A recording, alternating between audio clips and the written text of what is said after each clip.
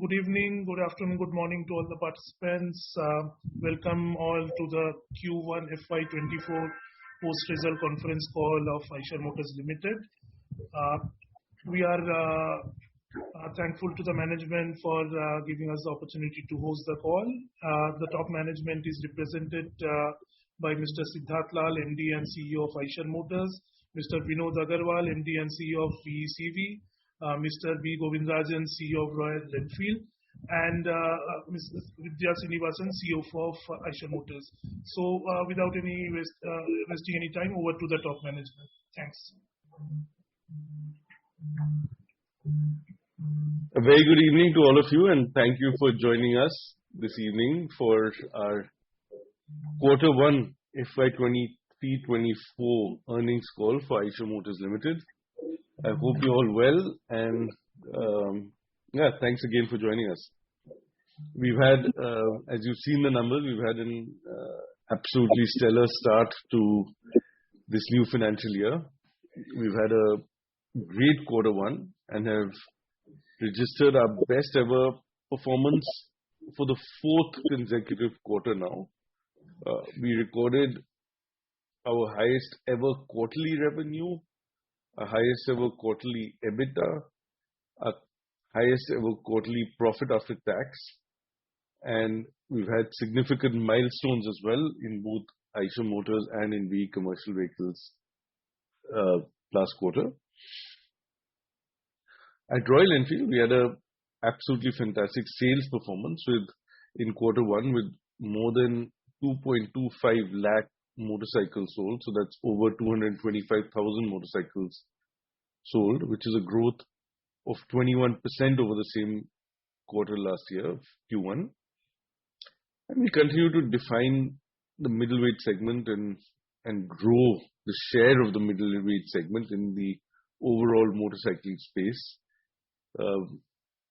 In international markets, despite a tough macro backdrop, where overall market has also been down for motorcycles, we continue to hold and even gain market share across most regions in Quarter 1.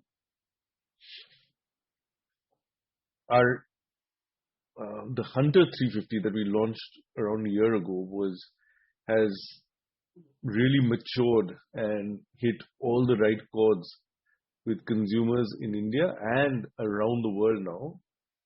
As of July, we have a 2 lakh or 200,000 plus strong community for the Hunter across the world, and it's been just 11 months. We're really confident that the Hunter brand will keep growing. New customers will keep discovering this amazing motorcycle. It's also a testament to our capability at Royal Enfield of identifying sharply a new segment within our overall framework and chosen segment, and going after it with a very sharp, very solid, very thoughtful new product. So it's become one of our higher selling models in just 11 months, which is tremendous.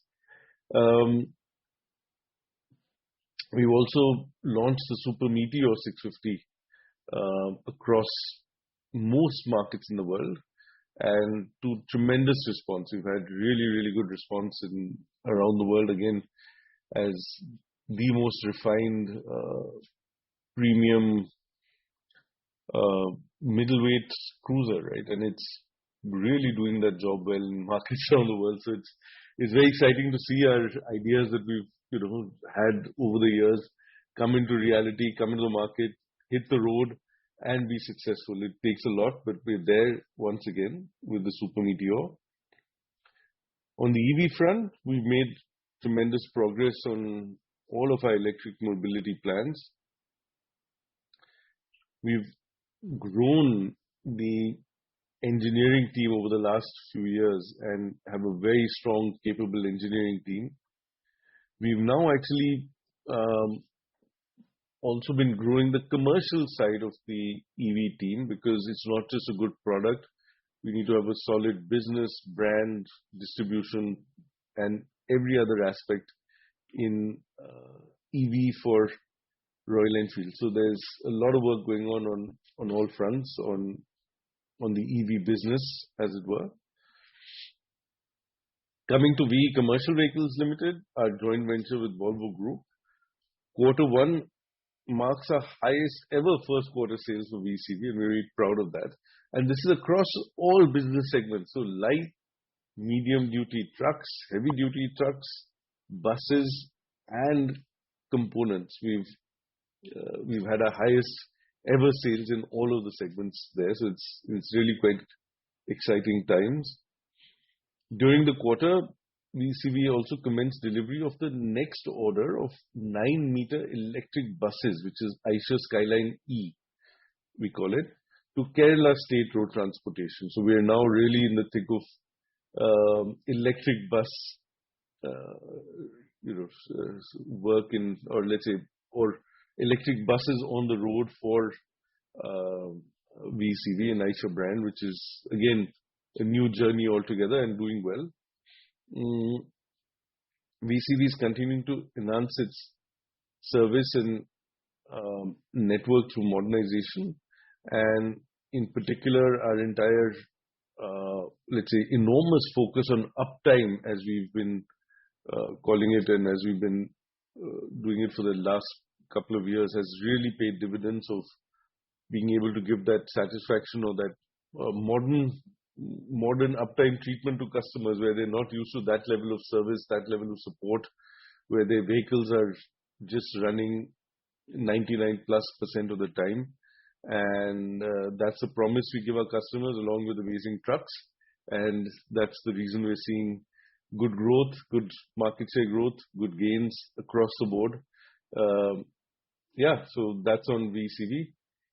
Coming to consolidated financials for the first quarter of FY2023-24, our EML clocked its highest ever quarterly revenue actually at 3,986 crores, with a growth of 17% over the same quarter last year. Our EBITDA crossed 1,000 crores, so that's 1,021 crores, up 23%.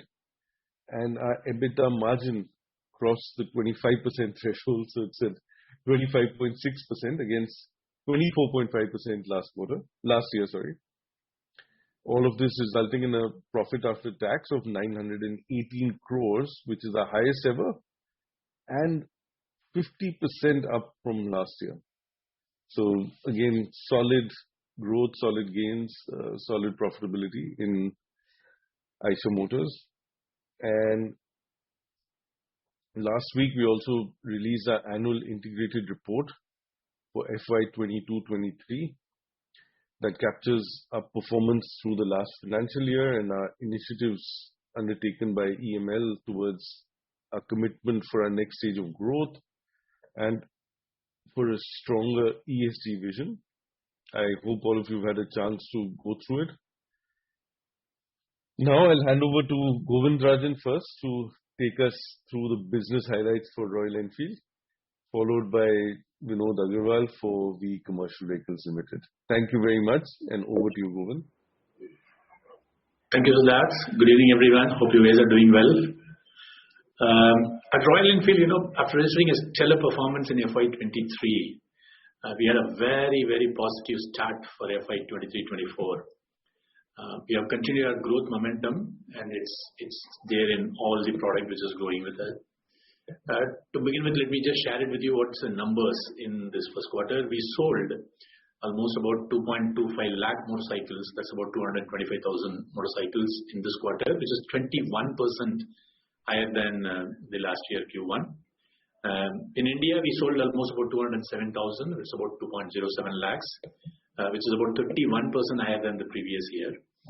As far as the network is concerned, we mentioned that we are not going into the expansion just like that. So this is the optimization phase. We added during this time about 10 new dealerships in India and about 22 new stores in the international markets, taking the total overall network of almost about 2,034 in India and almost about 1,090 around that numbers across outside India.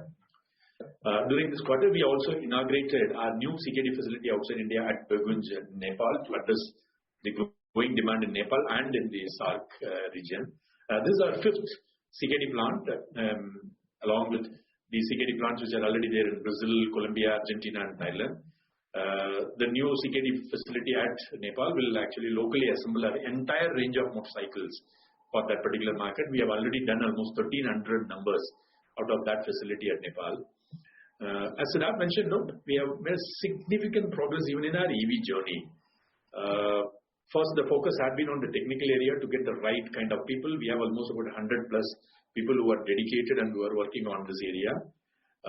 As we mentioned in the last call also, we are now into the execution phase. Now we are moving into the commercial side where we are building up our own team. And we are also into the supply chain side focus on make versus buy, which are to be made in-house, which are to be made bought out, on onboarding suppliers for the cells, motors, controllers, etc. That's an activity which is happening. So that's in the full speed now, the EV as an implementation phase. You all know Royal Enfield is all about community. We work with the community. So one such thing is our Motorverse. So last year we had almost about 18,400 people who registered for that. This year, Motorverse is once again open for registration. Some of you please do join along with us. It's a 3-day festival which you all should be there. It has been heartening to see the response even after we opening the registration in thousands, which has already started coming in. On the ESG, there's a lot of focused effort which has been going on in this. We have made significant progress in reducing the carbon emissions at our factories. We have almost about 39% of our total energy consumption is now the renewable energy, which is almost a 4 times increase in the renewable energy consumption over the years. All our plants have zero discharge, and we also looked at water positivity. So water positive index for all our manufacturing plant is almost 2.6. It means the water which we are consuming, we are actually percolating more into the mother earth. That's how it is. In this year, our key focus is also zero waste to the landfill, which we are taking on in every value chain of our entire supply chain. In conclusion, at Royal Enfield, it has been a very great beginning in this quarter and working towards sustaining and growing this momentum in the time to come in this year. Now I will hand over to Mr. Vinod Agarwal to take you through the VECV performance. Over to you, Vinod. Thank you, Govind, and thank you, Siddharth. Very good evening to all of you. Let me start with giving you an update on the CV industry. CV industry has done reasonably well in quarter one, with bus segment and heavy-duty truck segment in the industry growing. Bus segments have grown, in fact, by around 35%, and heavy truck segments have grown by 10%. However, there has been some drop in the light and medium-duty trucks. At the same time, going forward with the economy continuing to grow and good monsoons and infrastructure investments continuing, it is likely that the CV industry will continue to grow in the balanced part of the year also. Now coming to our performance highlights in brief, our heavy-duty trucks, both combined Volvo and Eicher trucks, we had the highest ever first quarter with sales of 5,166 units as against 4,006 units last year quarter one, with market share of 9.4%. In light and medium duty trucks, we had the highest ever first quarter sales of 8,308 units as against 7,515 units, with market share of 36.9%. As you all know, last year our market share was 31.2%. So first quarter was 36.9%. In the bus division, we had again the highest ever sales of 4,907 units in the first quarter as against 4,219 units, with market share of 25.1%. Export markets have continued to drop and they are under stress, and our sales also have dropped significantly. Our sales in quarter one was 716 units with a drop of 58.1%. We had the highest ever quarterly parts sales with combined both Eicher and Volvo trucks and buses of 478 crores, registering more than 25% growth in quarter one of current year. Then we had the highest ever quarter one turnover of 424 crores in our components business registering more than 18.5% growth over last year quarter one. And we had again highest ever quarter one sales of 14,816 VE powertrain engines, registering more than 21% growth over previous year quarter one. And we have seamlessly transitioned the entire range of trucks and buses to more stringent BS6 OBD2 standards that came into effect from April 1, 2023. And we continue to strengthen our position in truck segment with introduction of new variants, which will cater to the growing e-commerce applications. And on the electric vehicles business, and as well as network and our other after-sale related initiatives, Siddharth has already briefly mentioned, so I'm not covering that here. Now, giving the VECV's financial performance for the first quarter, our total sales for quarter one have been 19,571 units, with a growth of 12% over previous year quarter one of 17,469. As you all know, the industry 3.5 ton and above, the growth was only 0.5%. So we have outperformed the industry, resulting in our all-round market share growth. As far as revenues are concerned, for quarter one, we had a total income from operations of 4,991 crores, as against 3,934 crores in quarter one of last year, with 27% growth. Our EBITDA margins for quarter one have been 387 crores, as against 218 crores last year, with a growth of 77%. And EBITDA margin percentage, this year it has been quarter one 7.9%, as against 5.7% last year. Our profit after tax has been 180.5 crores, as against 59.4 crores last year quarter one. And our PAT percentage for the current year quarter one is 3.9%, as against 1.5% last year. Now I hand it over back to Siddharth for taking it further. Thank you, Govind, and thank you, Vinod, for the updates on Royal Enfield and VECV. And thank you all for being on the call with us today. It's been an absolutely tremendous first quarter for us, and it's a great start for us for the year. We at EML, we're committed to actually constantly elevate our product offering, our business. And this year you will see a lot more exciting things from us in terms of new product, in terms of business development, other areas. So lots of interesting things going on. We're a solid, focused team at EML. And on the RE front, very motorcycling first, motorcycling oriented team. We have a robust long-term thought process, strategic plan that we go after, and world-class capabilities, infrastructure, and outstanding product lineup. So it's, we continue to evolve, we continue to expand our network, our capabilities, our stores, our distribution, all of that. And we truly believe that this will continue the growth for EML in the coming years as we speak. So both on RE front and on the VECV front. So that's it from my side for now, and over for questions. Looking forward to hearing from you guys now. Thanks, sir. We can start the Q&A session, requesting all to raise their hands if you have any question. And also kindly restrict your questions to 2 per participant so that we can maximize the number of people asking questions. We'll start the Q&A with Jinesh. You can start. Yeah, hi. Am I audible? Yes. Yeah, hi.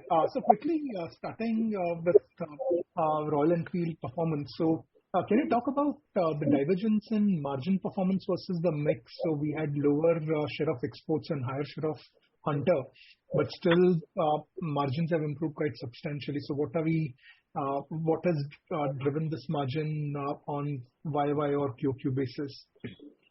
Yeah. So basically, margins have gone up about 1.4%, which is the impact of price hikes that we had taken in May 1st. That is flowing through the margin. Apart from that, about 0.8% is on account of the savings in sourcing costs, which we talked about last quarter as well. And of course, the international mix is therefore then weighing down, so that's essentially making up the overall growth in margin. Got it. Got it. And we have seen a very sharp increase in employee costs. So any bunching up in first quarter, or this is the normal run rate now?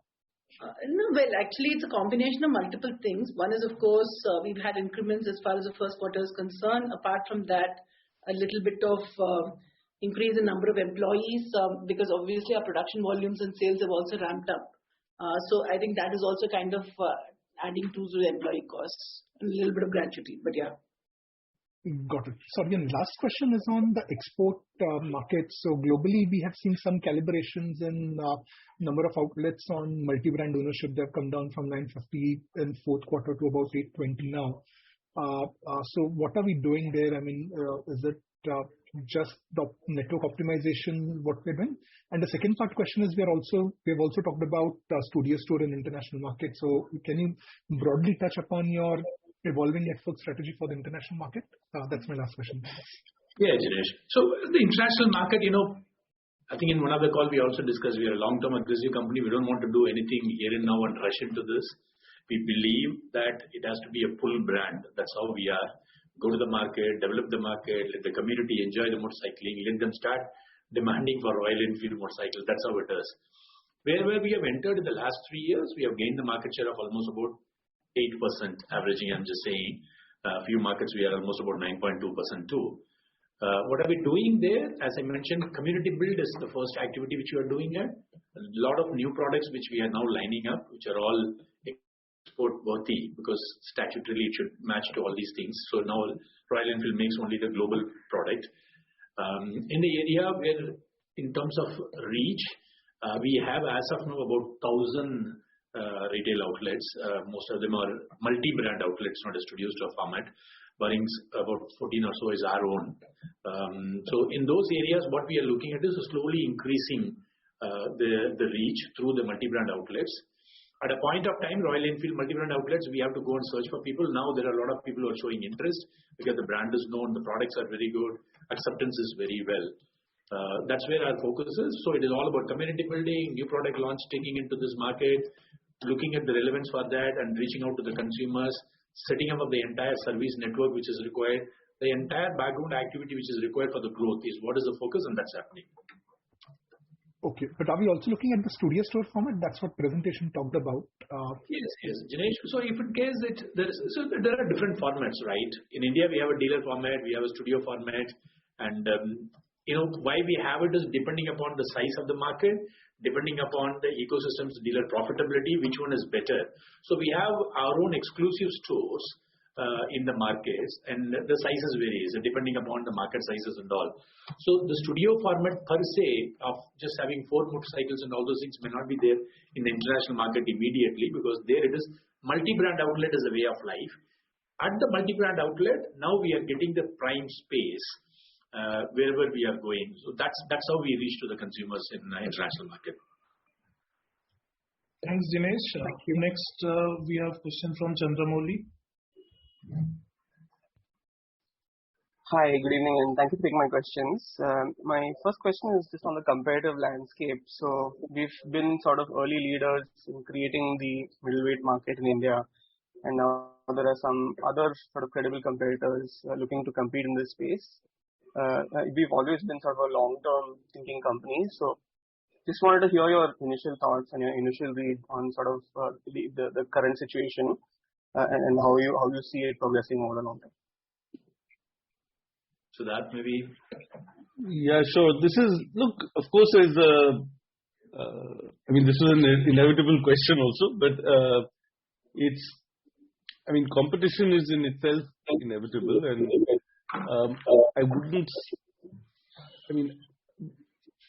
over the course of the last 15 years,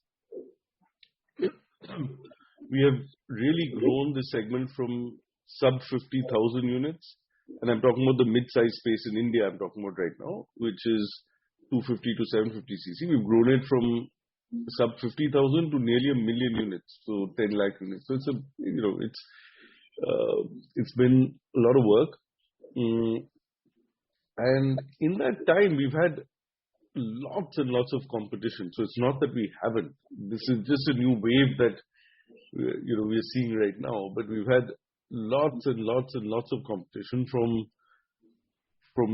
all the Indian manufacturers, from various European, American, in different forms earlier. Now it's different. But also, let's not forget, from the biggest Japanese companies in the world as well, right? So we've had competition from every angle coming in, direct, indirect, head-on, not head-on.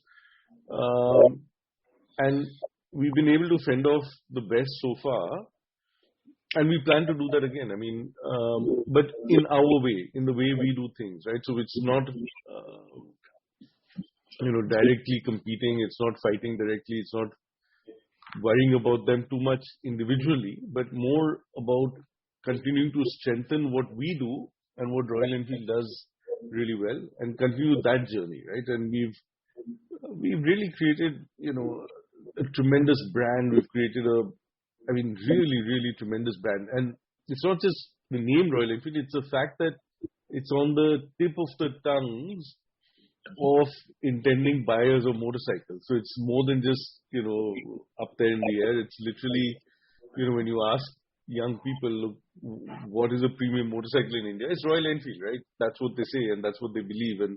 And there's so many things we do to fortify that, right? And that's the community that we do. It's the distribution. You go into a Royal Enfield store, it looks nicer. The salespeople are trained better. They are able to offer you more stuff. They're able to talk to you better.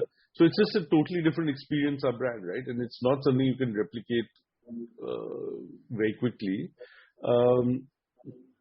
So we continue to build all the strengths that we have, the community that we have, which is over 10 million strong. Things like resale value of our bikes, which is much higher than others. So all of that which fortifies the premiumness of our bikes.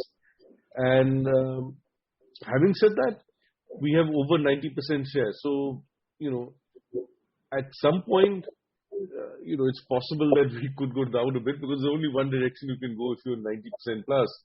So, which is fine with us. I mean, not that we will give it on a platter, but we believe that the market is there to be grown. So from 1 million, we believe that over the next few years, it could grow to 1.5 million, and in the next decade to 2 million and beyond, right? So to be 80-85% in a market which is, double the current size is okay for us. I think we're quite happy with that. And so yeah, that's our take. I mean, I think there's certainly credible competition, but there always has been. Let's not forget that. And we've managed to fend them off so far, and we certainly have our thoughts and strategies to continue to focus on our growth cycle. And I think most importantly, what I want to leave this conversation with is our focus on customer. We are not focused on competition because we are focused on customers, right? We are seeing what's in their best interest, what gets them motivated, what gets them excited. We're not fixated on any one third party who has nothing to do with us. We're fixated on our customer and our brand and our company. That's what we look at. Thank you. Got it. Thanks. That's very helpful. And my second question is just a related question around the product side. So about 12 months back during the analyst meet, we had revealed plans to launch between 13 to 14 new products over the medium term. I think we have delivered now on the Super Meteor 650, and we've also announced on the Bullet G series. So just trying to understand the remaining sort of 11 to 12 products in the product pipeline. What sort of time frame should we attach to that? Is it sort of 3 years, 4 years? Just trying to understand, the cadence there. Generally, we have to tell you, 3 years, 4 years, yes. But the only thing is, we have slew of new products which are very differentiated, which will give a very differentiated experience for our consumers. Some of the products are ready. And we also want the product to get matured into the market when we launch. So we also take some time and then launch it. But today we have almost about 400 and odd guys who are working in our product development and the component development area. So now we have a slew of new products which are ready, which are going to be launched in a particular time interval. We will space it. We won't be in a hurry to do anything because we are not that sort of a company just to answer something. We will space it, we will bring it. But whenever we bring, always we have been a very disruptive product company. And that's what you will see when we are coming out with the new products in time to come. Got it. Thank you very much and all the best. Thanks.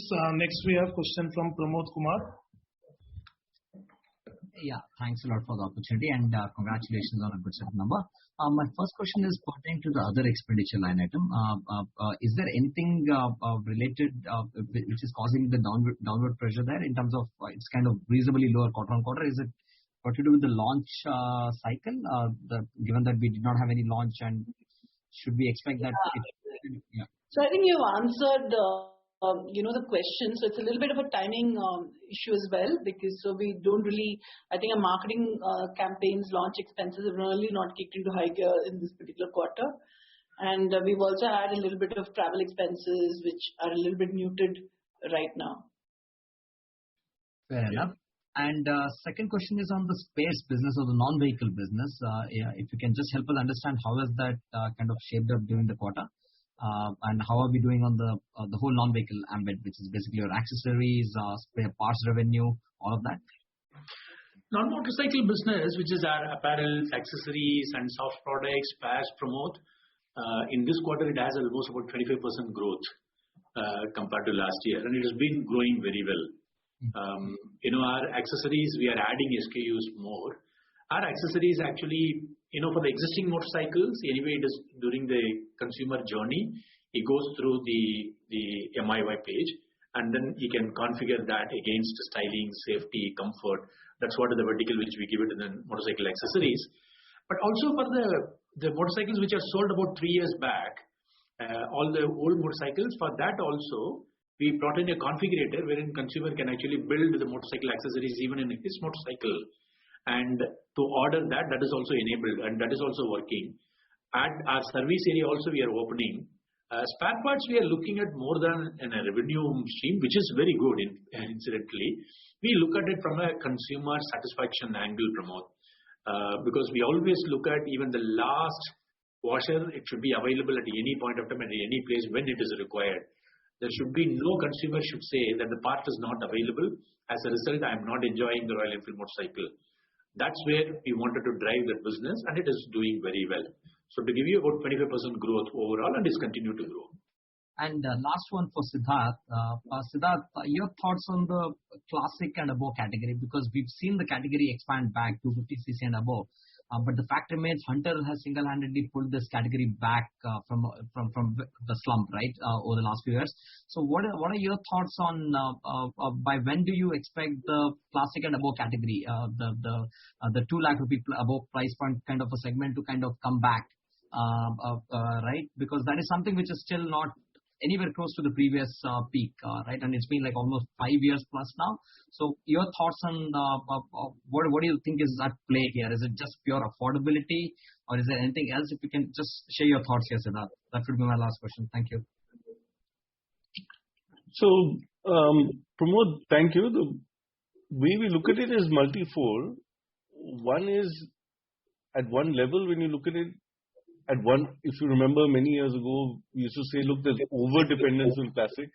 Yeah. So we had 2/3 of our sale on classic.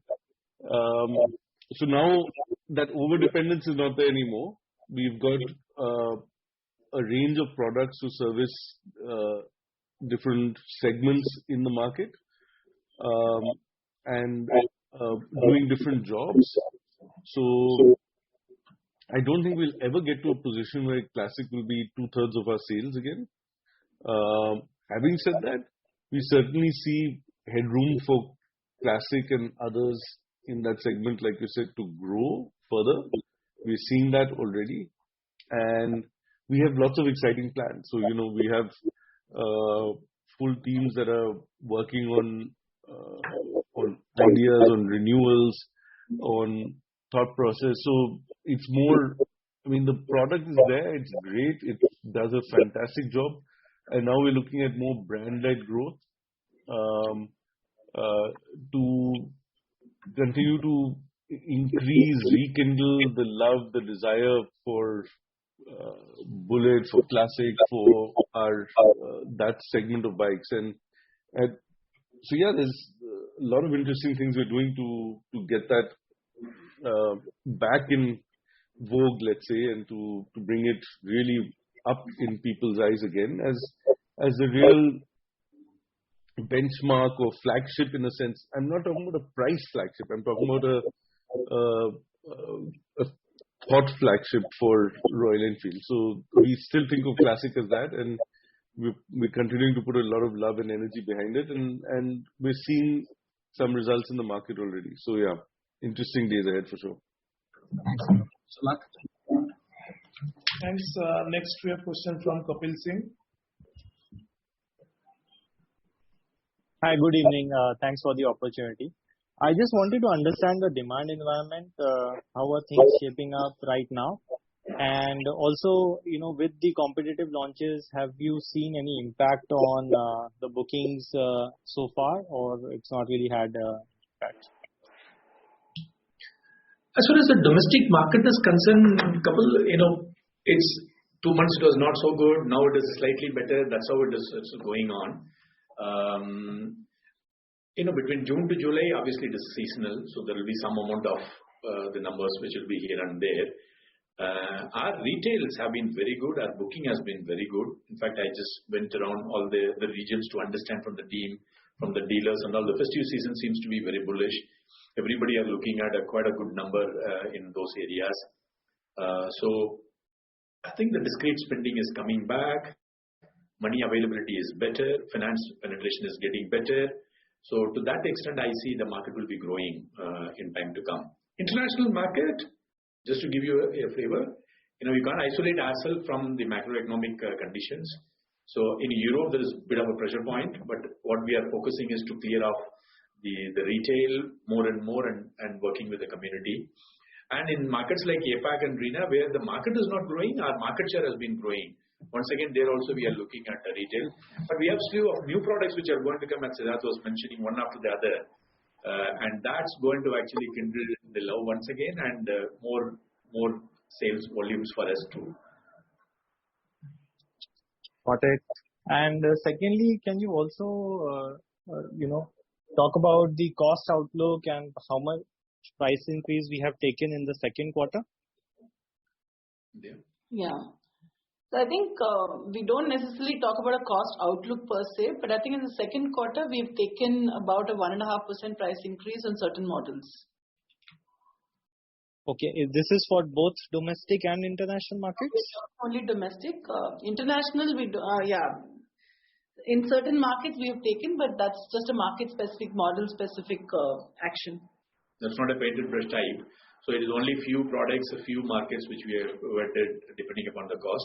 You're asking about the cost outlook. If you're looking at a commodity cycles and all those things, Kapil, I think that's not a headwind as of now. But we have to wait and watch during the festive season how the consumption is going to be and how China is going to play. So to that extent, I don't see it to be a major problem at this stage. But when it comes, then we'll react to it accordingly. But our value engineering pipeline is very strong. Sure.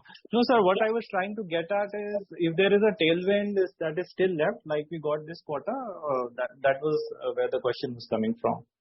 No, I figured as much, but we don't necessarily comment. Thank you. Sure. Thank you.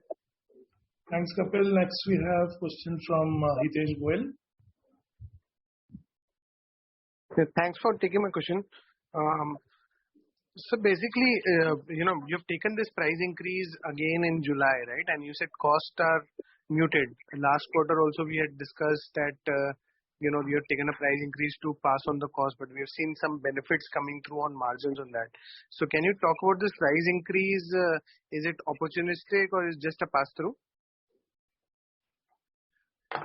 Pricing is not to be looked at an opportunist or a pass-through. What we normally look at is, there is a business model. then there is a value proposition for the consumer in relative terms. That's how consumer looks at. And what's an EMI? So because now the finance penetration is actually going up, so we have to look at it. If there is a commodity pressure which comes in, obviously we have to look at it. How do we do that when everybody does it? Because the relative price of everything goes up there. So that we will look at it as an opportunity, as you are mentioning. But we have a cadence of actually going through the cost and what is happening, what's in the market, how is the relative position, is that our motorcycles are okay, how the consumers see the value proposition for us. So that's a constant exercise we keep doing it. Accordingly, we calibrate the pricing. Yeah, so it is basically, that's what my question is. It's a cost plus pass through, right? It's not like, because the penetration, there is an issue in terms of affordability, right? We have seen that in the last 3-4 years. So now why industry is taking price increase when, there is no need to, because we are not seeing cost going up. That was my question. Yeah, so Kapil, it is like this. It is not that always, your product is priced at a particular level and there is a cost pressure which comes up and you have to do cost plus and then maintain the margin. Somewhere what we have to look at is for that particular price position which we have given it in that, and the consumer sees a value. If it further goes up, will it actually have a negative impact onto the product and the volume? Because that's what is the rebalance which we also said. We said we are growth focused now. And to that extent, we won't be looking at the profitability. So the cost plus is always towards the profitability. But we will look at it, how do we grow the market, and look at it in an absolute pool. And that's what is the directionally we are working on. Okay. And when can we expect the next motorcycle like Bullet 350 and all? Because there's media reports that it is supposed to be in August end or something. So can you give some sense on the near-term launches? At least the timeline? Here and now, Bullet, we have sent you the media invite and block the dates, and also that launch is now planned. My mind is fully on that, of how do we celebrate and enjoy the Bullet's legacy and what it has brought us here. But as Siddharth was mentioning, we have a slew of new products in all the categories which we are working on. We will come with more and more new products, and we'll give you the details when we are coming closer to the launches. Sure. Thank you. Thank you very much. All the best. Thanks. Next we have a question from Gunjan. Hi, thanks team for the opportunity. I had two questions. Firstly, on the exports, you guys talked about the macro weakness, that's impacted the volumes. I'm just, two-part questions essentially, how should we then think of full year F24 outlook for exports? And beyond the near term also, if I have to think about exports, where does the growth come from? Is it market share? Is it category expansion? How should I think about it? Market share it's a derivative, Gunjan, to be honest, because we normally don't look at it only the market share. But in a market which is already existing and our brand is getting accepted more and more, I can't give you a direct answer of where exactly the numbers of international market will be, but I will tell you where the brand love is. I think I mentioned to you also is, we were looking at a rider community in Europe. It's almost about some 17,000, 18,000 people signed up to that. So that's the product love which is coming up and the brand love coming in. And we have, mind you, we have only almost 1,000 retail outlets as of now outside India. And there is a huge potential which is there for us to grow. But we are not doing just like that because we have to take the macro conditions of the particular market now. We have to be careful about not loading the dealers. So we wanted to do it in a systematic form so that the ecosystem is also profitable. So we are slowly opening up and there are enough prospects which are cleared up for all the markets. So the reach is going to be one major lever for the international markets to time to come, and all the new products which are going to come one after the other, because Royal Enfield nowadays are making only the global products. It is not a country specific unlike earlier times. So all those products also will create its own category in that market. Okay, got it. And the second one is on Hunter. Great scale up that we've seen in the last 1 year. And I remember, maybe last conference call or prior one, you had mentioned that, there's a lot more opportunity for Hunter to still scale up. Given that the volumes are now at 17,000 units a month, do you still see there are some gaps where, this model can scale up from the current run rate to say 25,000? I'm not trying to get a number, but directionally trying to understand the potential of this model from where it is right now, or you think it's matured?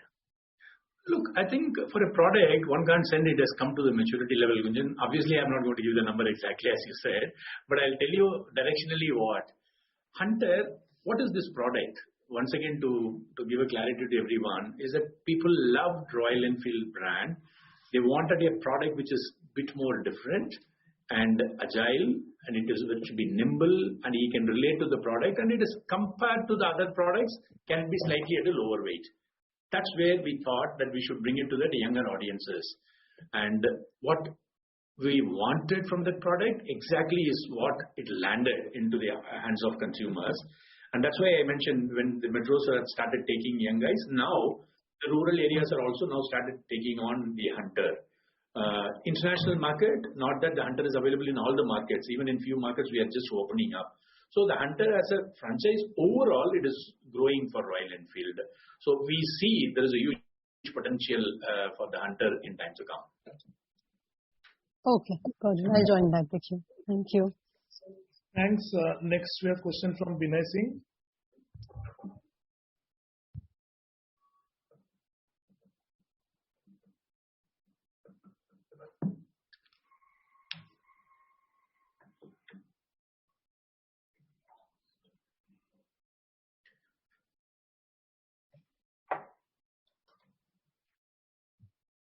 Binay, you are not audible.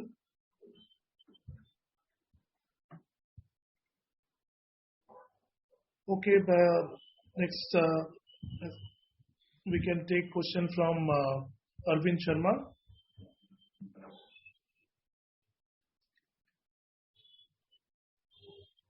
Hi, good evening. Am I audible? Yeah. Hi, good evening, and thank you for taking my question. This is on the Bullet as and when it comes on the new J platform. So essentially your UC platform would not have any model. So does that make you more efficient in terms of higher usage of the J platform? Are there any cost efficiencies associated with it? And the second would be on the new model launches. I know you're not sharing details, but could we expect a new model, or is it a new platform that you're launching in probably in fiscal 24? Those two questions. Thank you so much. So Bullet, it is on the super refined single cylinder J platform. So that's the last transition which we have to do from the UCE platform, which we have been using it for almost a decade now in all our products. So that's what is the launch which we are talking about. J platform, now it is there in all our products in the 350cc. To that extent, the scale benefit which will actually be there will also be there for the Bullet. So which we will look at it exactly. And what is the second question? The second question was about launches. New launches. After the Bullet, we have, as I mentioned, there are a lot of new products, CTGs, variants, all those things which are lined up. We always look at what's the kind of an experience which we wanted to give it to the consumer. For example, Scram, which we brought in from a particular platform. So because we felt that in the same platform we can come out with one more motorcycle like that in the new platforms, new products which we are doing it, we'll always be looking at it on a platform basis, and we'll give the adjacencies which can be given as an experience to the consumer. We'll continue to work on. But you will see a lot of new products which will come from Royal Enfield stable. Thank you. And just to add on the platforms bit, that of course, eventually when we discontinue one platform, it does lead to a lot of, of course, scale leads to direct benefits in terms of unit cost reduction and all of that. I'm not sure how much more in terms of, moving from UC to J, because we already have a mature J volume. So of course we will add to it. So there may be some gains there. But I think the bigger gain is in the fact that, one, the product is very different. It's much more modern, let's say, and refined and all that. But I think most importantly, reducing one platform helps a lot, right? Because otherwise the amount of effort and energy required by the company to continue to develop a platform, because no platform is standing still. You're always improving it, changing things. There are issues in the field, you're solving problems. All those things happen in a running platform. So if you're able to reduce one platform, that actually helps tremendously in indirect costs as well. And efficiencies, let's put it that way. Thank you so much. Next, we have a question from Pramod Amte.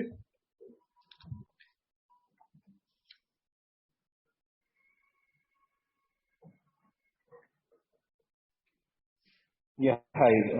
Thanks for this opportunity. Just want to check your feedback on this competitive intensity. Are you surprised by the price aggression by international brands? One. Second, what are your feedback from the dealer levels, which products or what are the customers doing, wait and watch? And if you have to fight back, would it be pricing or you would look more for a market promotions? Sir, do you want to take or do we go on? No, you carry on, Govind. I can add later. So the first is about the surprise element which you are talking about. Maybe it will be surprising to them on how exactly they will price it like this and continue to be there on that. As far as we are concerned, we don't take head on with any of the competitions. That's not what we are. Because we, as a company, once again, we love motorcycles. We enjoy working with the community. We start looking at what sort of an experience they want. And how can we build? Because we go work with them and then see and ride with them, and that's how we are. All these new products which are being launched and all those things, you can't react to it then and there, because any new product, it requires almost about 4 years for you to bring in. Until we launched it in August last year, it's almost about 4 years back which we did it. So we have our own path which is charted, and we have a lineup of new products which we have to come in. Because we work with the community, we understand what sort of an experience and what are the new areas where the consumers are looking for. That's how our new products are filled in, and then we'll continue to do this. We don't directly alter anything, our strategic vision, just because some competition is coming in now.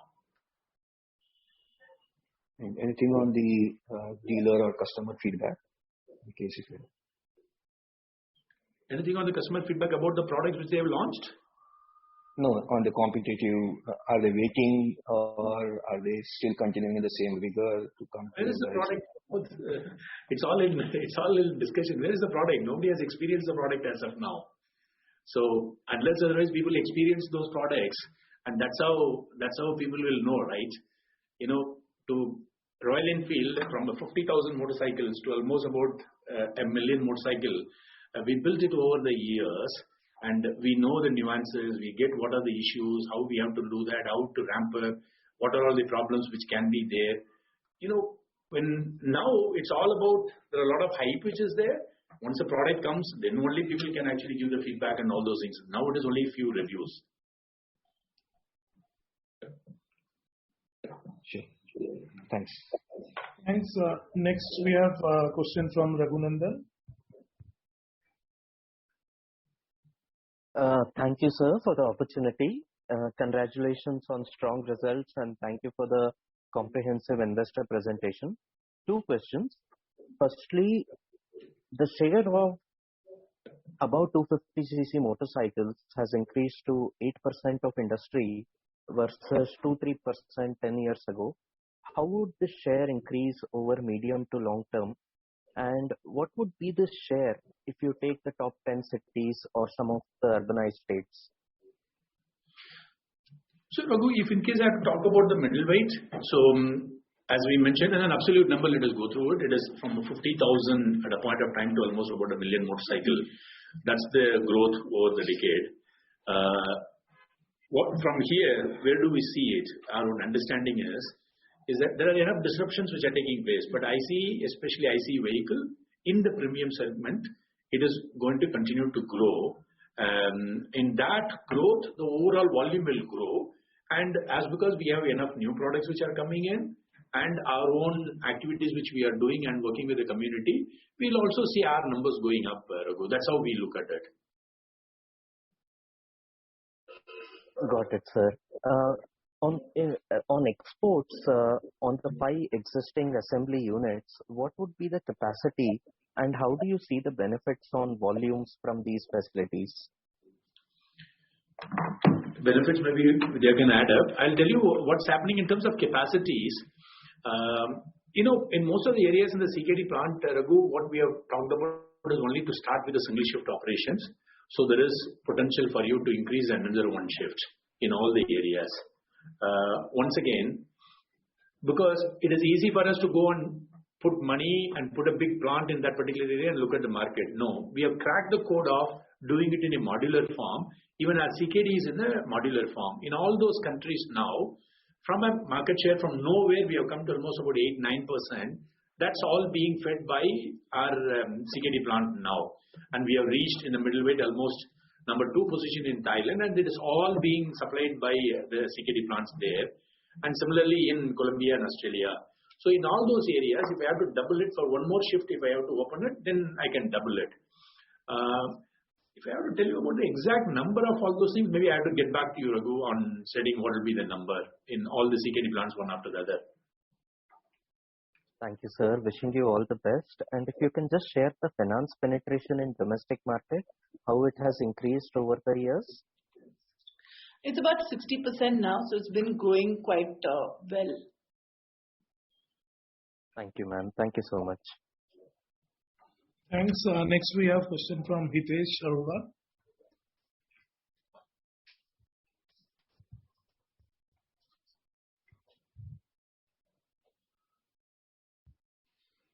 Hitesh, you can unmute yourself.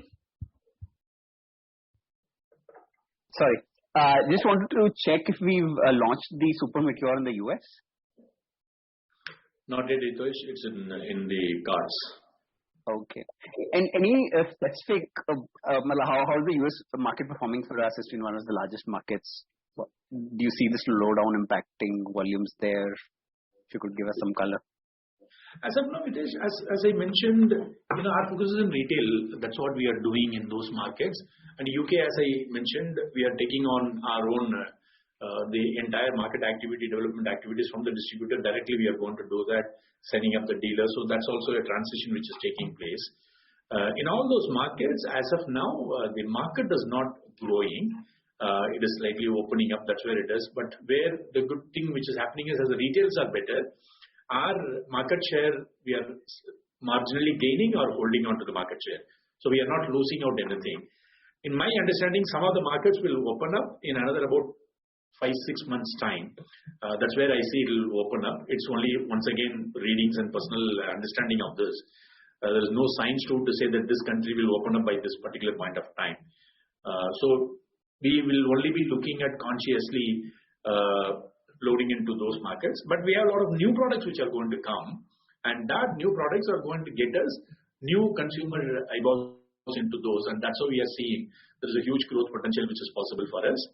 We have almost about 1,000 retail outlets outside India. We are focusing on increasing those retail outlets in all the markets, but we will not rush ourselves.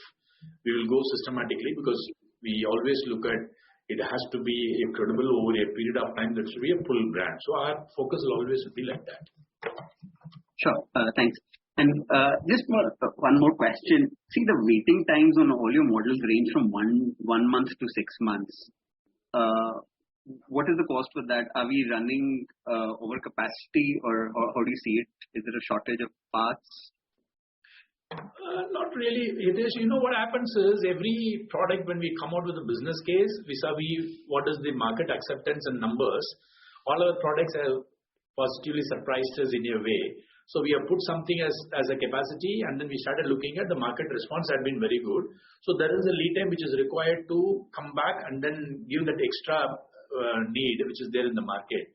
So that's the capital which we have to keep putting it in product after product. Most of our products are as of now about 3-4 weeks types and barring few products for which also we have already started the action. So that will take care of the supply situation for those products. Sure. Thank you. Thanks a lot. Thanks. That was the last question. So over to management for any closing remarks. Is that there? So we just like to thank you guys.